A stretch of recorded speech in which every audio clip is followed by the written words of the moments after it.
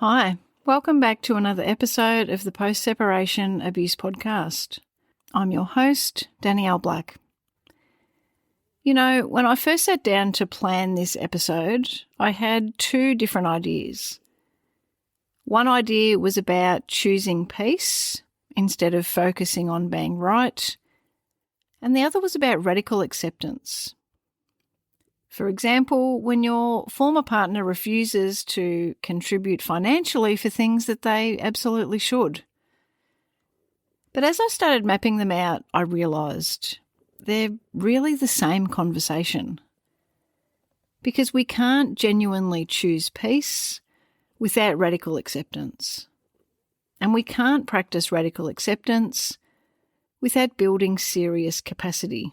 I know, you've heard me talk about capacity building a lot, and that's because it really is that important. Today, we're talking about what actually changes your life when nothing on the outside changes. This is the work that can break you out of that constant loop of frustration and reactivity. Let's start off talking about thought errors. That's a term that's commonly used in coaching. One of the biggest thought errors that comes up with many of my clients goes something along the lines of, my life and the lives of my kids are only going to improve when the behaviour of the other parent changes. It can show up as, if they would just follow the parenting plan, if they would just follow the court orders, if they would just communicate properly, if they would just pay their fair share, if they would just stop being an asshole. Yeah, all of that sounds really reasonable, but here's the problem. When your well-being depends on them changing, you're powerless. Because they're not going to change. No amount of perfect communication from you, or specific court orders, or you hoping hard enough is going to lead to them changing. This is just who they are. And the more that you wait for them to be different so that you can finally feel better, the more power that you're giving away. So if it's not really their behaviour that determines your well-being, what is it? Yep. I'm sure that there are some of my clients listening to this going, it's your capacity. And yes, gold star, you're right.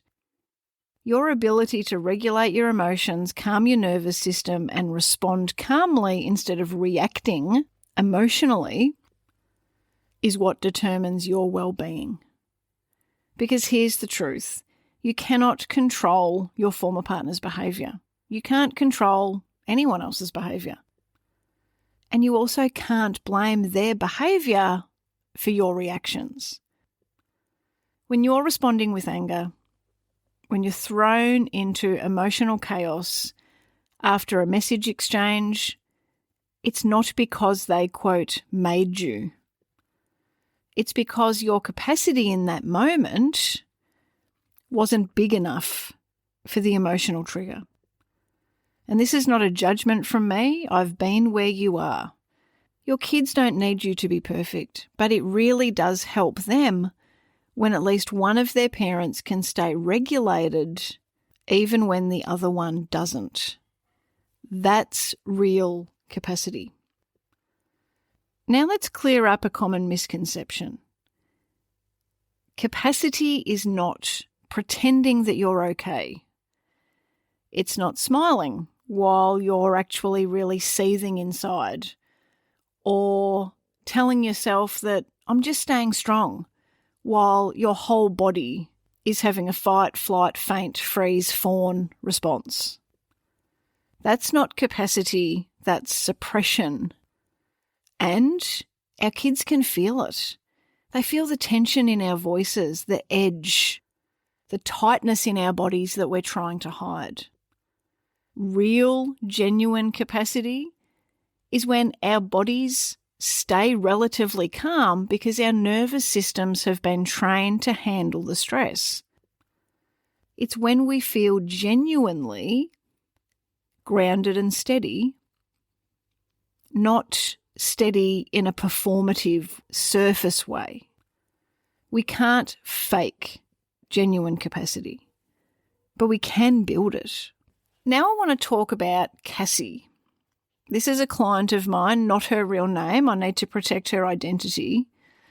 Cassie has a high conflict ex, constantly violating the parenting plan, constantly refusing to contribute financially for important things, weaponising the kids, all the things. And I know so many of you listening to this are nodding along because you're dealing with much of the same stuff.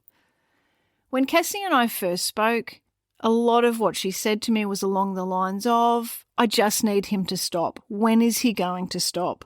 I just want him to follow the parenting plan. I just need him to contribute financially. Then finally everything will be okay. And this was amid lots and lots of tears, the emotional dysregulation, the nervous system stress. Again, I know so many of you understand this only too well. And to give you a bit of clarity, there are no parenting orders in Cassie's situation. It's an informal parenting plan. There are specifics to her situation that make ongoing litigation not a great idea strategically. And again, to protect Cassie's identity, I won't go into any more detail than that. 6 months down the track, and this is 6 months of regular coaching, usually Cassie and I chatting for at least an hour, sometimes more than that each week. 6 months later, none of the specifics of Cassie's situation has changed. There's still the same parenting plan in place, and this is with 50-50 equal shared care, yeah. And you all know how I feel about that. So we're talking about informal 50-50 arrangements, her ex still getting up to the same shenanigans, still being an asshole, still creating conflict, still refusing to contribute financially to things that he absolutely should. But Cassie, she's different. She's calmer. She's talked about feeling so much more connected genuinely with her kids. Being able to hold space for her kids when they need to talk about big things with her that they're now doing on a much more regular basis, on a much more deeper level. She's able to sit calmly with them, genuinely calm, and she's noticed the impact that that's having on them, their ability to co-regulate and her ability to support that. She's not spiralling emotionally when her ex is getting up to his old tricks. What she said to me was that everything on the outside has stayed the same, the situation has stayed the same, but she knows that she is different in so many fundamental ways. That's what capacity building does. That's what coaching helps with. It doesn't make your life or the situation fair, but it does help to make it manageable. So today I want you to notice your thoughts, particularly thoughts around your life only improving when things on the outside change. And when you catch some of those thoughts, I want to invite you to gently remind yourself that your peace really doesn't depend on things that are outside of yourself. Because truly it doesn't. In next week's episode, we're going to take this a little bit deeper, and I'm going to walk you through how radical acceptance and capacity actually work together and how you can start building it into your daily life.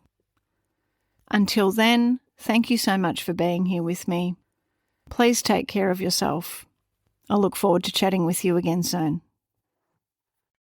There's a moment where the noise stops landing, where the chaos loses its hold. That's it for today's episode of the Post-Separation Abuse Podcast. If you found this helpful, you'll love the Post-Separation Parenting Blueprint, the foundation of everything that my team and I teach, now available to all protective parents. Whether you work with us one-on-one or navigate your journey independently, the blueprint is where everyone starts. Whether you're thinking about separating, in the early stages of separation, wanting to avoid your kids being trapped with unsafe or inappropriate care arrangements, or perhaps needing to challenge and change current arrangements, and even if you're currently in the court system for parenting matters. I created the blueprint as a gift to all of my fellow protective parent warriors because the journey of being a change maker and a cycle breaker can't be done alone, and the blueprint is the one post-separation parenting resource that gets it right. Child development, safety and well-being put first, with the evidence to back it up. The blueprint gives you the same strategic frameworks that my team and I use in private one-on-one coaching, and it's available on an online platform for you to access whenever and wherever you need. You can also ensure that you're up to date with any new announcements by checking in regularly to the website danielleblackcoaching.com.au. Until next time, take care. And please always remember, you are your child's greatest protector.